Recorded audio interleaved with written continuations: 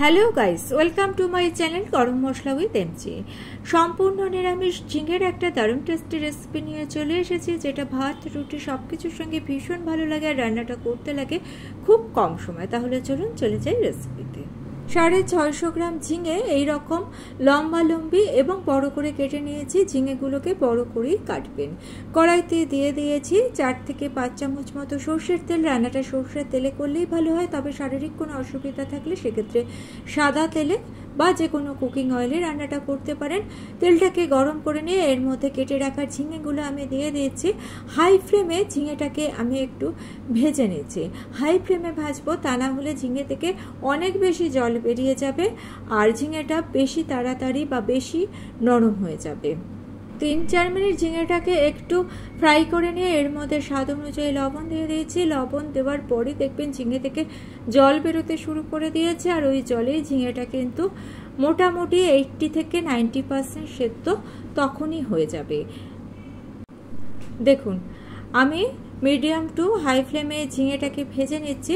রেসিপিটা খেতে কিন্তু ভীষণ ভালো হয়। খুব কম সময়ে 10 থেকে 12 মিনিটের মধ্যে এই রেসিপিটা তৈরি হয়ে যায়। আর রেসিপিটা ভালো লেগে থাকলে চ্যানেলটা সাবস্ক্রাইব করে নিয়ে পাশে থাকা বেল আইকনটা প্রেস করে দিয়ে অল অপশনটা ক্লিক করে দেবেন। তাহলে যখনই নতুন কোনো রেসিপি আপলোড করব তার নোটিফিকেশন আপনাদের কাছে পৌঁছে যাবে। 5 থেকে 6 মিনিট ঝিঙেটাকে ভেজে নেওয়ার পর এই পর্যায়ে ঝিঙেটা চলে এসেছে। এখন এই ঝিঙেটাকে আমি তুলে নেব, আর ঝিঙে থেকে যে জলটা বেরিয়েছে সেটাকে আমি কড়াইয়ের মধ্যেই রেখে দিচ্ছি।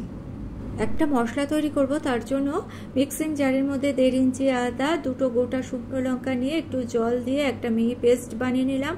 ওই মিক্সিং জারের মধ্যে নিয়ে নিয়েছি 2 চামচ রুম টেম্পারেচারে থাকা টক দই। অবশ্যই রুম টেম্পারেচারে থাকা টক দই ব্যবহার করবেন। 2 চামচ পোস্ত দিয়ে দিলাম, আর 15 থেকে 20 গ্রাম মতো কাজু বাদাম দিয়ে একটা পেস্ট বানিয়ে নিয়েছি। এইবার যে তেলটা কড়াইয়ের মধ্যে ছিল তার মধ্যে আদার পেস্টটা দিয়ে একটু জল দিয়ে দিলাম, ভালো করে কষে নিয়েছি। আদার সঙ্গে যখন অন্য কোনো মশলা ব্যবহার করবেন তখন আদাটাকে অবশ্যই ভালো মতো আগে কষে নেবেন, তারপর অন্য সব মশলাগুলো দেবেন। মিডিয়াম ফ্লেমে মশলাটাকে কষে নিচ্ছি। এর ফলে আদার যে একটা কাঁচা গন্ধ থাকে সেই গন্ধটা কিন্তু চলে যাবে। 2.5 থেকে 3 মিনিট মতো কষে নিয়ে এইবার দইয়ের যে মিশ্রণটা আছে সেই মিশ্রণটা দিয়ে দিলাম। মিক্সিং জারটা ধুয়ে একটু জল দিয়ে দিলাম। সব কিছুকে আবারও ভালো মতো কষবো। স্বাদ অনুযায়ী লবণ দিয়ে দিলাম, একটু হলুদ দিয়ে দিলাম, স্বাদ অনুযায়ী একটু ঝাল লঙ্কার গুঁড়ো দিয়ে দিলাম। আমি ঝাল লঙ্কা ব্যবহার করেছি আর শুকনো লঙ্কা ব্যবহার করেছি। ইচ্ছে হলে আপনারা এখানে কাঁচা লঙ্কাও কিন্তু ব্যবহার করতে পারেন। সমস্ত কিছুকে এবার ভালো মতো কষে নিতে হবে। রান্নাটা করতে খুবই কম সময় লাগে, শুধু মশলাগুলোকে একটু ভালো মতো কষে নিতে হবে। 4 থেকে 4.5 মিনিট কষে নিয়ে এর মধ্যে ঝিঙেটাকে দিয়ে দিলাম।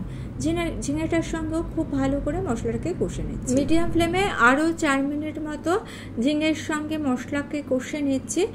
আপনারা ঝিঙে পোস্ত খান, এখানে এই রকমভাবে এই রান্নাটা করে দেখবেন, টেস্টটা কিন্তু ভীষণ ভালো হয়। আর যদি আপনারা পোস্ত দিতে না চান সেখানে সাদা তিল দিতে পারেন, আর কাজু বাদামের বদলে কিন্তু চিনে বাদাম ব্যবহার করতে পারেন, তবে টেস্টের ডিফার অবশ্যই হবে। যাই হোক, মশলাটাকে বা ঝিঙেটাকে ভালো মতো কষে নিয়ে আমি এর মধ্যে একটু জল দিয়ে দিলাম আর স্বাদ অনুযায়ী লবণ দিয়ে দিলাম। ভালো করে মিশিয়ে নিয়ে একটু ফুটিয়ে নিচ্ছি, আর দিয়ে দিচ্ছি কতটা বাতাসা। ইচ্ছে হলে আপনারা চিনি দিতে পারেন, চিনিটা স্বাস্থ্যের পক্ষে ভালো নয়, তাই চিনিটা আমি দিচ্ছি না। আর এই নিরামিষ রান্নায় একটু মিষ্টি না দিলে টেস্টটা ঠিক ব্যালেন্স হবে না, তাই একটু মিষ্টি দিয়ে দিলাম।